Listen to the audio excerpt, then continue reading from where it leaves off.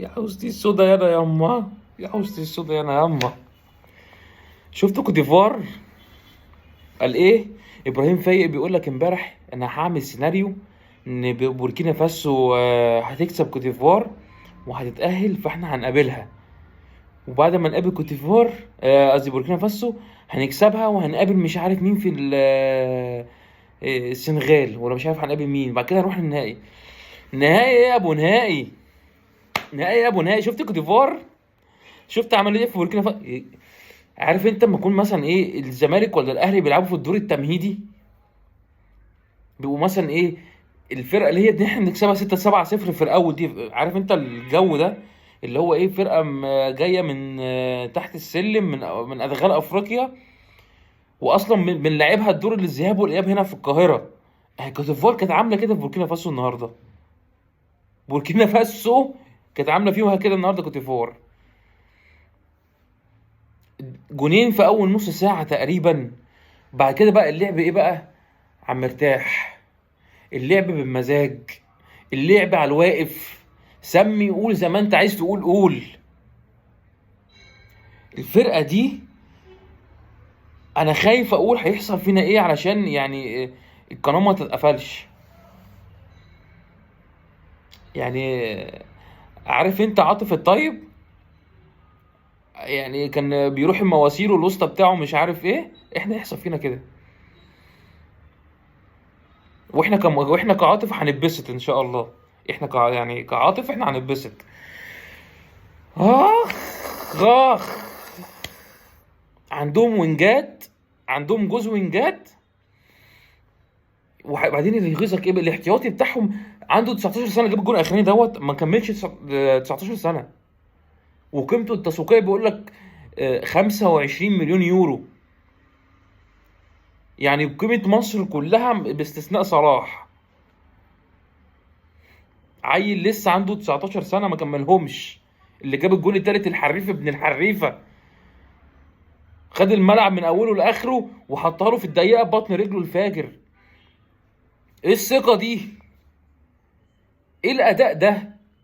ايه الاختراقات دي؟ ايه التمويه وتاخد واحد في ظهرك واتنين وتعدي ده؟ ايه ده؟ انت هتعمل ايه يا مروان يا عطيه؟ هتعمل ايه يا حمدي يا فتحي؟ هتعمل ايه يا ياسر ابراهيم؟ لا وتعالى بتعلم من الاول من فوق. تعالى. انت هتعمل ايه يا مرموش وانت وابراهيم عادل وزيزو؟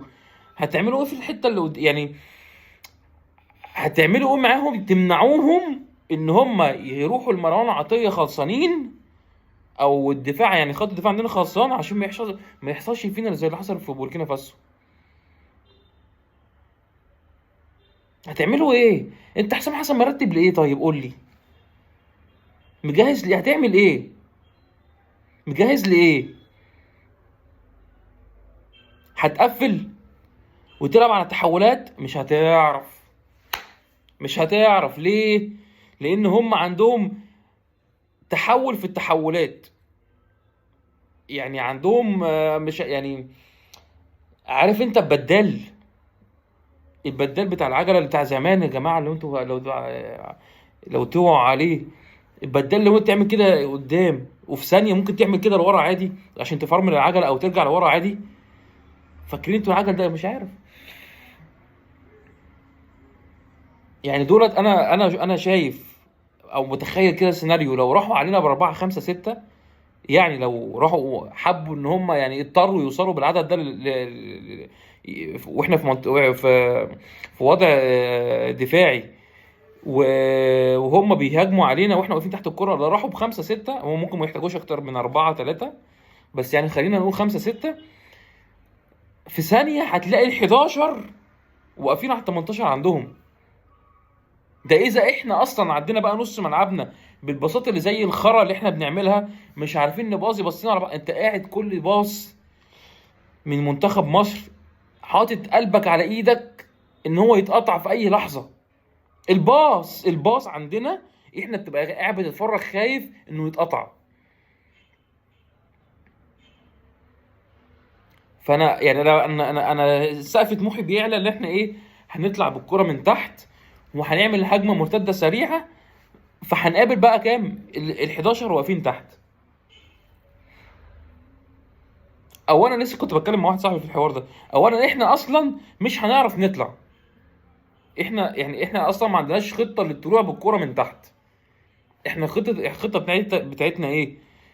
انت ترمي لصلاح ومرموش في ظهر الدفاع كره طويله من ياسر ابراهيم او من رامي ربيعه او من مروان عطيه. دي خطه حسام حسن.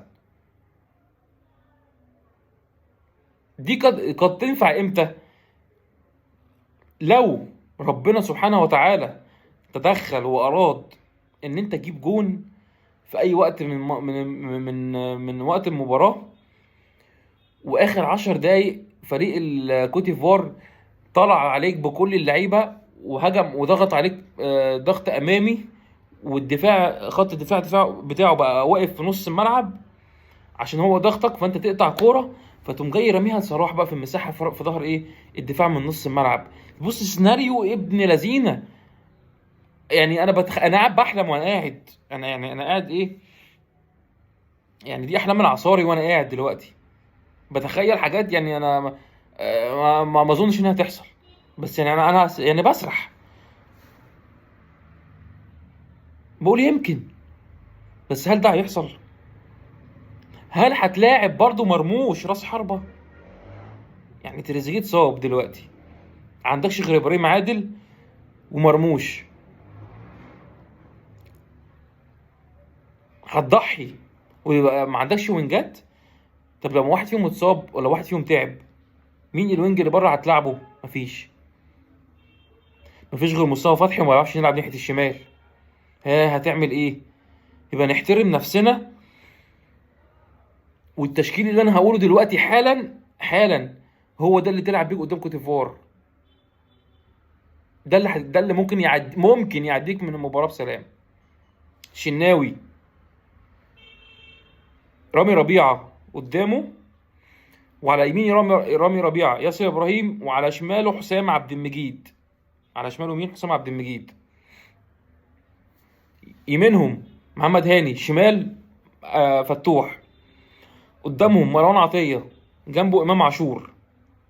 قدام يمين صلاح، شمال مرموش، راس حربة مصطفى محمد. ما تقعدش تألف وتفتكس وتتحنيك فيها وتعمل فيها ان انت مورينيو في نفسك ولا جوارديولا في نفسك، وتطلع لي بقى ايه حمدي فتحي تنزلوا لي بين قلبين الدفاع، وتحط لي مرموش راس حربة، ومش عارف ابراهيم عادل تلعبه 8 وصلاح تلعب وينج بيخش لجوه عشان هو جامد، عشان تعرف تطلع. بص تقعدش تفتكس بالله عليك الماتش دوت ومن هنا ورايح فاضل 3 ماتشات، يعني هم بالعدد لو انت وصلتهم مفيش مجال للتأليف. ابوس ايدك ارحمنا احنا، واللي انا بقول دوت يتعمل. انا مدرب يا عم، انا بقول لك احنا بنفهم كورة والله العظيم. ربنا يستر، ربنا يستر ويوفق نادي يوفق منتخب مصر، ويا رب مين يكره، يا رب نكسب كوت ديفوار. السلام عليكم.